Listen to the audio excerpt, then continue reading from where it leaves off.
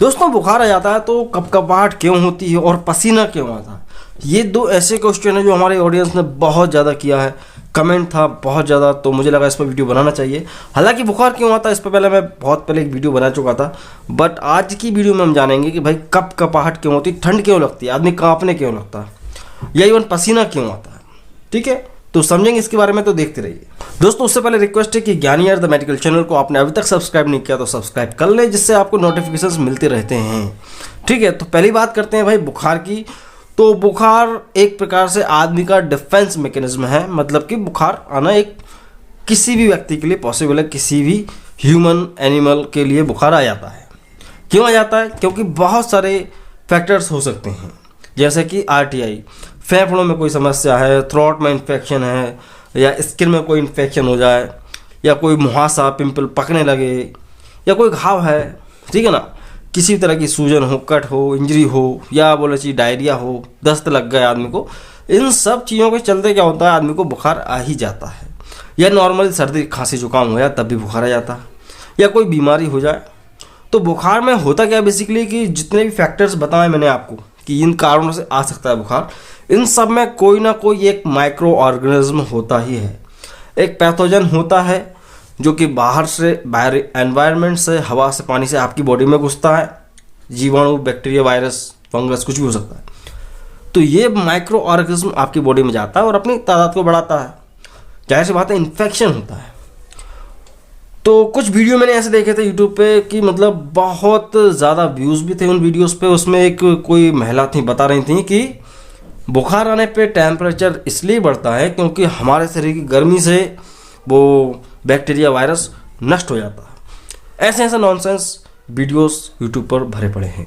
सो खैर किसी को क्रिटिसाइज नहीं करते हैं, बट मैं आपको बताऊंगा कि इसमें पसीना और सर्दी क्यों हो जाता है। देखो जाहिर सी बात है, आपकी बॉडी में कोई भी बाहरी फॉरेन पार्टिकल बोल लो या बैक्टीरिया, वायरस आ गया है तो जो कि आपके लिए सूटेबल नहीं है, सेफ नहीं है, तो उस टाइम पे क्या करता है, हमारा बॉडी का डिफेंस मैकेनिज्म एक्टिव होता है।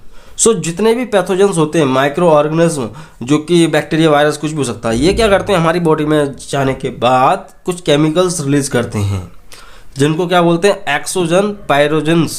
ठीक है, तो ये केमिकल्स होते हैं और उसी वक्त हमारा शरीर डिफेंस मैकेनिज्म एक्टिव होता है तो हमारे शरीर में अंदर से इन्फ्लामेशन बनती है।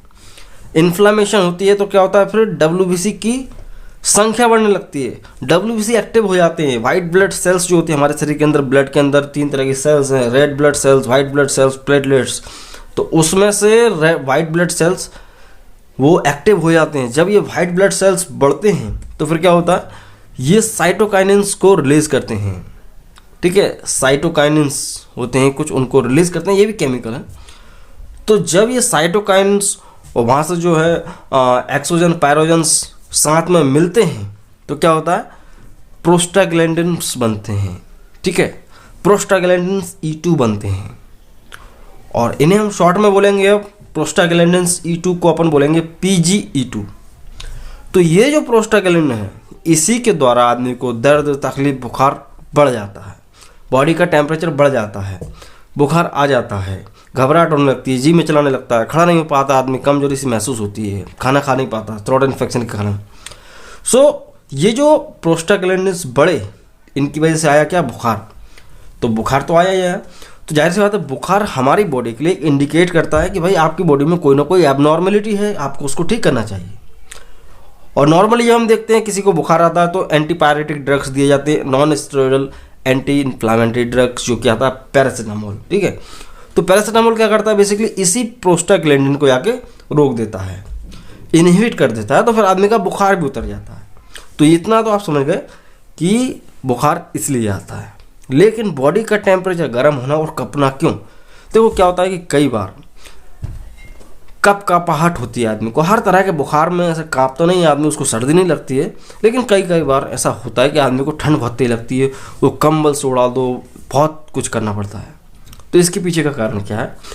तो होता ये है कि आदमी का जो बॉडी का टेम्परेचर होता है, जैसे बोल सकते हैं बॉडी टेम्परेचर, वो 37 डिग्री होता है। मतलब कि आपके जितने भी ऑर्गन्स हैं वो सिर्फ और सिर्फ 37 डिग्री टेम्परेचर पर सही से वर्क करते हैं। इससे कम ज़्यादा होगा तो बॉडी मैनेज करती है, ठीक है, बॉडी मैनेज करती है। सो दोस्तों यहाँ पे ये सारी प्रक्रिया होने पर क्या होता है कि बॉडी का टेम्परेचर भी कम होने लगता है।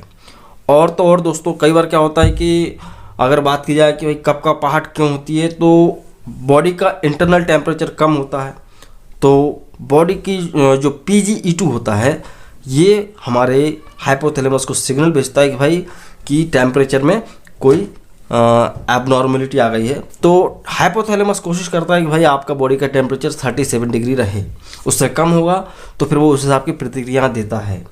तो यहाँ पे कपकपाहट मतलब क्या होता है कि जब भी बुखार चढ़ता है आदमी को, तो हाइपोथैलेमस के द्वारा ये हाइपर एक्टिविटी होती है मसल्स की। कोई भी अंग हिलता है तो वो मसल्स के द्वारा हिलता है, तो अनैच्छिक प्रतिक्रिया होती है, हाइपर एक्टिविटी होती है मसल्स की, ताकि मसल्स जब हिलती हैं तो जाहिर सी बात है वहाँ से हीट प्रोड्यूस होती है।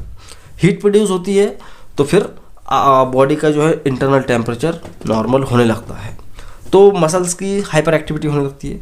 और साथ ही जो मसल से ही कॉन्टैक्ट होते हैं क्या हेयर्स, तो वो भी हेयर्स में भी रोंगटे खड़े हो जाते हैं। तो कपकपाने का मतलब सिर्फ इतना है कि भाई कई बार बुखार के चलते, इन्फेक्शन के चलते बॉडी टेम्परेचर बहुत ज़्यादा कम हो जाता है अंदर इंटरनल ऑर्गन्स का, तो उसी को मैनेज करने के लिए बॉडी वाइब्रेट करती है, शिवरिंग होती है, कपकपाहट होती है। ठीक है, तो ये चीज़ है।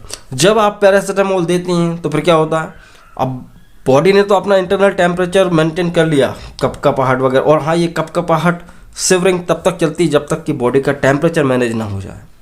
अब आपने दे दिया पैरासीटामोल तो उसने जाके PGE2 को रोक दिया, हाइपोथैलेमस को अब सिग्नल जाएगा नहीं, तो अब जो एक्स्ट्रा बॉडी का टेम्परेचर है अब उसको ज़रूरत नहीं है कि भाई बॉडी गर्म रहे, अब वो कपकपाहट बंद कर देगा। या नॉर्मली भी कपकपाहट ना भी हो, आदमी को ठंड नहीं भी लग रही हो, तो पसीना आता है। कई बार इसलिए आता है क्योंकि नॉर्मली आप आदमी को बुखार आया, उसने खाई गोली पैरासीटामोल, तो क्या होगा, गर्मी एकदम से बढ़ जाती है बहुत ज़्यादा शरीर के अंदर। तो क्या होता है, फिर उस गर्मी को मैनेज करने के लिए पसीना बाहर निकलता है और स्वेटिंग होती है तो पसीना आता है। तो ये चीज़ है, सिर्फ और सिर्फ बॉडी का टेम्परेचर मैनेजमेंट होता है। ठंड में ज़्यादा रहेगा तो आदमी को कपकपाहट होगी, ज़्यादा गर्मी बढ़ेगी तो पसीना आएगा। बहुत सारी क्रियाएं चलती हैं हमारे शरीर के अंदर, उस वजह से और ज़्यादा टेम्परेचर बॉडी का बढ़ जाता है। सो दोस्तों आज के लिए सिर्फ इतना ही। आई होप आप समझ गए होंगे कि हमें बुखार क्यों आता है, बुखार के साथ पसीना क्यों आता है, और पसीने के साथ हम कपकपाते क्यों हैं। तो ये सब आपको समझ में आ गया होगा।